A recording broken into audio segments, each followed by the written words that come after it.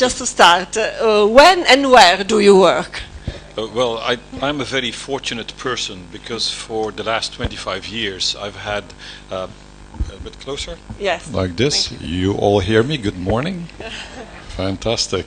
Speech impact is what we call this. Okay. So I'm very fortunate because over the last 25 years I've had all of the mobile tools to work. I never had a desktop. I had my first notebook, portable, 30 years ago. I had the first business mobile phone from Nokia. I've been selling a lot of notebooks with Dell, and I launched the first smartphone with Sony Ericsson. So for me, I can work everywhere because my brain can go with me everywhere. So it's a highly portable device. Take it with, yeah, my brain is very portable. I can take it everywhere. I don't need to charge it. It works even at night when I dream. So if you ask me over the last 24 hours, I came from Barcelona. Yesterday evening I had a fantastic dinner with the HR team of Enel here in Roma. I finished off with a drink with Professor Mariano Corso from the Politecnico. And then this morning I woke up at 6 o'clock for a conference call with Moscow in my bed. Then I had some fantastic... A very busy person. Yes. And then I had a fantastic couple of ideas in the shower, because the shower for me is very inspiring. And I shouldn't be saying this, but I think I was dreaming about you at night too. So, but yes, but the point is that when you are doing white-collar work, you cannot switch off your brain. So therefore, you can work anywhere and any time. But I've learned that you should be very careful not to work all the time, because people like us are very fortunate. We like our jobs are our hobbies, and our hobbies are our jobs. But if you ask me what is my favorite place to work as a manager, it's actually at my favorite time is a Sunday morning. Most managers typically work 18 hours in anticipation. And back 10 years ago, I was always very nervous on a Sunday. And my wife said, "You're not very enjoyable." And then I read a piece of psychological research that says that managers work minus 18 hours. So I've now decided that every Sunday morning, I get ahead of the pack and I work from 6 till 9 o'clock. And then I serve a breakfast on the bed for my wife, which is waking up. So we all win. And my favorite place to work is actually where I have a view. So give you an example, our headquarters are in Santa Cruz, California. And often when I'm there, I have a jet lag. And then I wake up at 3:30 in the morning, which is normal. And in Santa Cruz, California, where O'Neill is, the surfers are in the water in the dark, and they wait for the waves to come up and do the first surf as the sun is rising. So I'm sitting there on the balcony. I'm listening to the sea lions, and the ideas come. I can do 500 emails at that moment in time. I can do fantastic presentations. So what I'm saying is I'm stimulated by visual impressions. And so... Okay, I think we can't move to California. Well, actually, let me tell you, my favorite place in Italy is Lago d'Orta, Orto San Giulio, in front of the island of the Isola di Silenze. Yeah, that's my favorite place. I go there on vacation now and then because I think it's very inspiring. Okay, so let's tell us how does your philosophy compare to a more traditional approach about time and space regarding work? Yeah. You have a spatial philosophy, so you can maybe share to our audience. I understand that the first gentleman that was speaking this morning was talking about the new labor contract. Is that right? Yeah, he was a legal guy. Yeah. And I remember many contracts that I've signed with my employers are very clear about the time and space. I'm asked to go and present myself in this address from this time to this time. And that is okay if you're working in a manufacturing plant, but that's very out of date. So what we're saying is that most employers are forcing you to work at a time and a place. And that is very old hat. That is a form of presenteeism. You have to be at a place at a certain time. The modern work of smarter working is a work philosophy whereby the managers give adult people the freedom to choose the time and space, and the only thing that matters is results.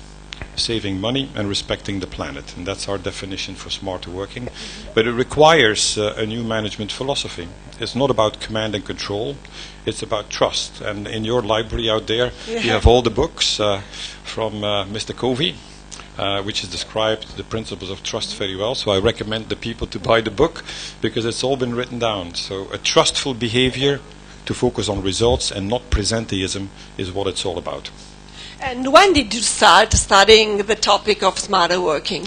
Well, I had no choice. In 2008, we had this big economic crisis, and my revenue in the company was dropping 25%. I had to let go on 10% of my people. I had too much office space, and I didn't have a lot of money to spend, and I had to think out of the box. And I realized that the one thing I had was a lot of talented people, which I feel we didn't use enough.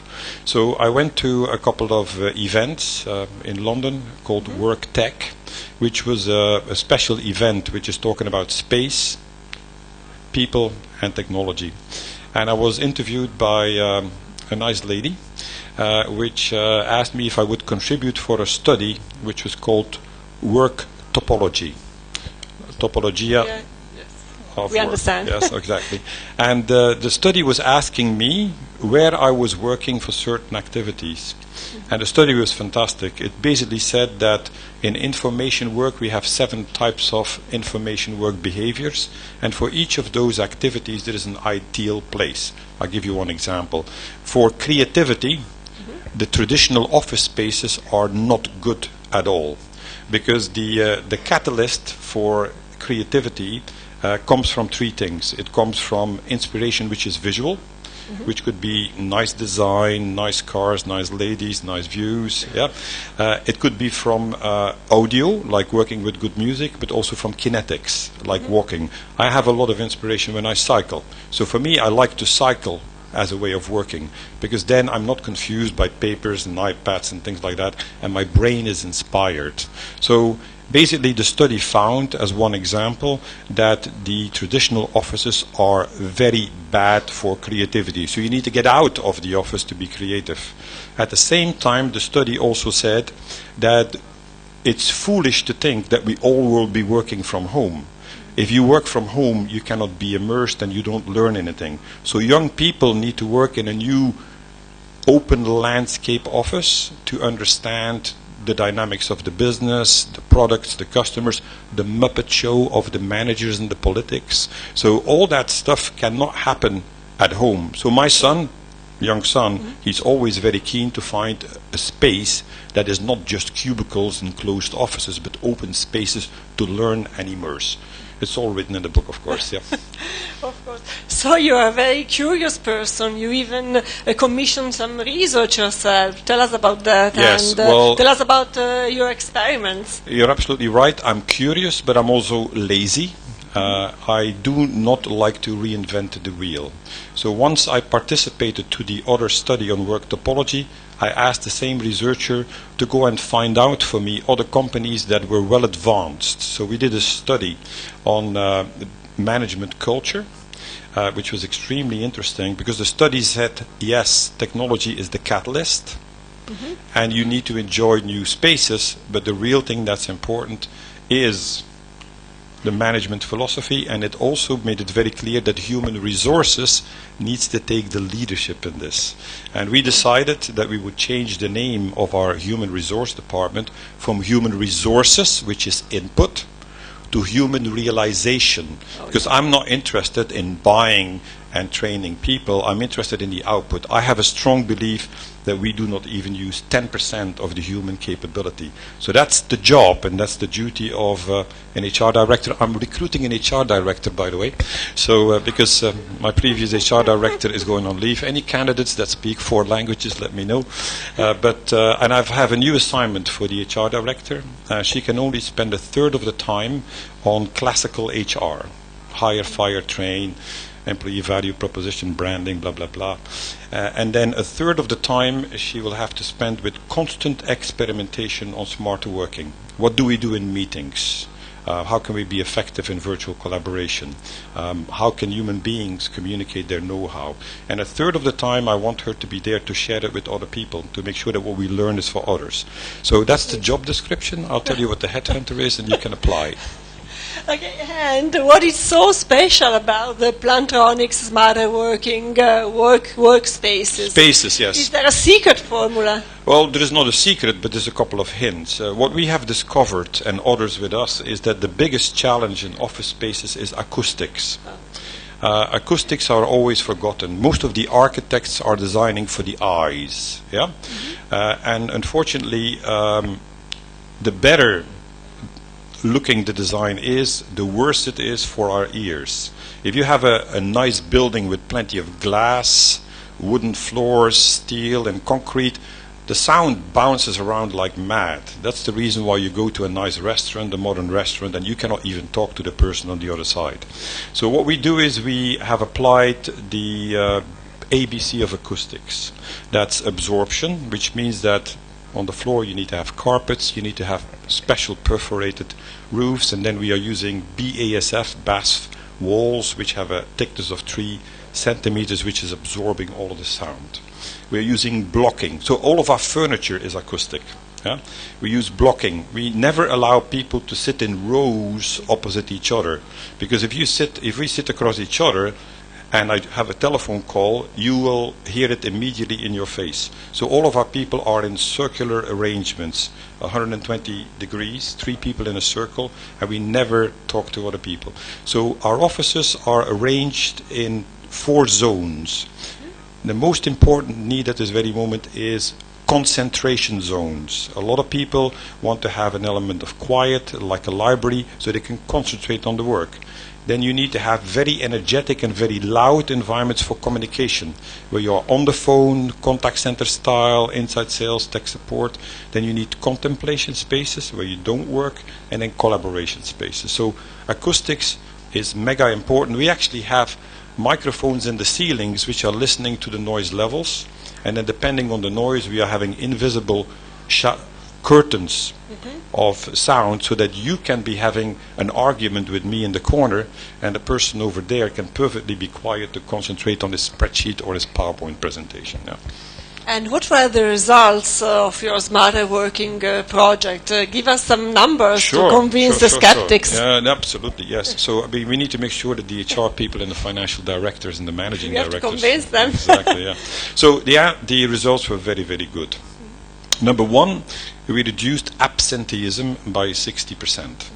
Absenteeism in Europe is 9-10% on average, depending on the industry sector. But that's a lot of money. And the definition of absenteeism is I don't go to work because I'm ill, or I don't like my boss, or I don't like to go to work. And it's easy to reduce that. Let me give you an example.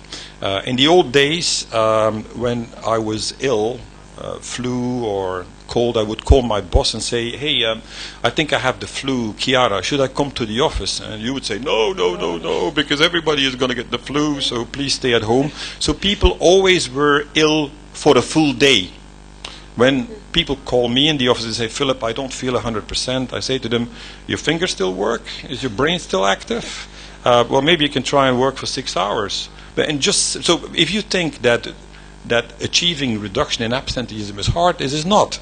If the people have the tools to work from home or where they feel good, they can do that. So that's one result, reduction of absenteeism. That's 6% of your labor cost. You can either pocket that or get 5 or 6% more people in. The second thing is, if people don't need to be in the office all the time, you can do with less real estate. Real estate in Roma, Milano is bloody expensive, and therefore we could reduce by more than 30% the real estate. But you've got to be fast, because there will be a flood of real estate in the marketplace, so if you're last, you will not be able to get the cash back in. So the other thing that we have is an increase in productivity, at minimum 20%. When you have people that are treated as adults, and you can pick up your daughter or your son at the school at 4 o'clock, help with the homework, and then also give them a quality meal, then you're so happy that you can both do your private life and your business life, that at 8 o'clock the notebook or the tablet goes open, you don't need to watch any reality shows, and you can concentrate on the job. My problem is that my people are working too much. have just done an academic study, and we have a problem called work intensification. It means that the people are working too much. When I look on my computer screen at midnight, I have all these bullets on green. They're all still there. And I'm saying, what are you doing? Oh, Philip, it was such a beautiful day. We had this fantastic product launch, and then the kids were doing very well at school. Can I help you, Philip? I said, no, you've got to go to bed, because tomorrow there is another day to work. So it's a problem. The problem is people work too much, but they have so much joy that the satisfaction as an employee, we are measuring this in employee engagement. So in Gallup style, we are measuring discretionary employee engagement. We are now at the 87% percentile. Yeah? And when you have people which are happy, people hear it on the other side. So the customers like it, and customers like to work with happy people. So it may sound like flower power, but it works. That's the reason why I wrote the book about it, because I want to recommend other people doing it. Yeah? So, Philip, in Italy you have a new country manager. She's a woman. She has 2 little kids. The fact that she's a smarter worker influenced the choice. Absolutely. No, I mean, we are very passionate about this new opportunity of work philosophy, smarter working. And I do not want to have any leaders in my company that don't practice that. So Ilaria Sannabroglio has been in the company for more than 10 years. During her employment, she has given birth to 2 wonderful children. She managed to have a very good backfill for her. In fact, Silvia Novia is in the room here. So she's been able to manage her continuity even if she's not there. That I think is very inspiring, and I want her to be a living example of what can be done. Mm-hmm. Yeah. So you are a visionary person. How do you imagine the evolution of these concepts? Well, I don't agree. I'm not a visionary person. Yeah, I am in personality type somewhere in between a thinker, 60% thinker, and 40% an evangelist. I like to study, I like to experiment, and everything that I learn, I want to share that with other people. So therefore, the most powerful thing for me to do is to invite people and to come and look at our reality shows. I got 4 of them in Europe at this very moment, where I invite people to come and have a look. I've done it in a contact center. You all know that contact centers, no matter where they are, Puglia, you name it, I know where they are. Contact centers are not funny places to work in, right? You have people sitting 1 meter next to each other in a former warehouse. It's loud. I mean, if it cannot be done in Puglia, you can do it in Albania. And we need people to do customer interaction, but to get them to do that in industrial sweatshops is insulting for human beings. So we have a contact center in Amsterdam where we are allowing people to do the job from home. They get a notebook. We pay them for the desk, for the broadband, and they don't need to work at home all the time. They have a choice. So I think my point is that I don't need to paint the future. The future is here. It's here to be taken. The question is, do you have the appetite and the courage to do this? And if your bosses are in the way and don't understand it, then I'll be more than happy to come and explain it. Because I've done it. I'm a businessman. I'm not an HR specialist. I'm not a space manager. I'm not an IT guy. I'm a businessman. I make money because of this. I realize the potential of human beings to the benefit of my customers. So it's a lot of fun. So, Philip, we are coming to the end of our conversation. Sure. Do you have any recommendation for the participants today? It's quite simple. I think it's your duty as HR people to make sure that we do better. Here's what I do every Monday. Every Monday morning, I look at the number of people which are going to work with smiles on their face. And I have, with 2 hands, I'm more than enough to count it. So we got something which is really, really a problem in this society. We have most of the working population that does not like to work, right? Now, if that's the way we're going to finish our careers, by having a lot of people being sad to go to work, we will not be proud of it. So it's your duty to have a look at that. Many companies have experimented with it. The good news is that in Italy there is something brewing. Yeah, I can see that with the efforts that you are doing, and I like very much what you're doing here. What I see in the Politecnico, there is a osservatorio, there is an interest in this. So I can feel that Italy actually is showing the way for the rest of Europe. So there is something very potent about to happen here. So I wish you all good luck for that. Thank you, Philip. It was great to talk to you. And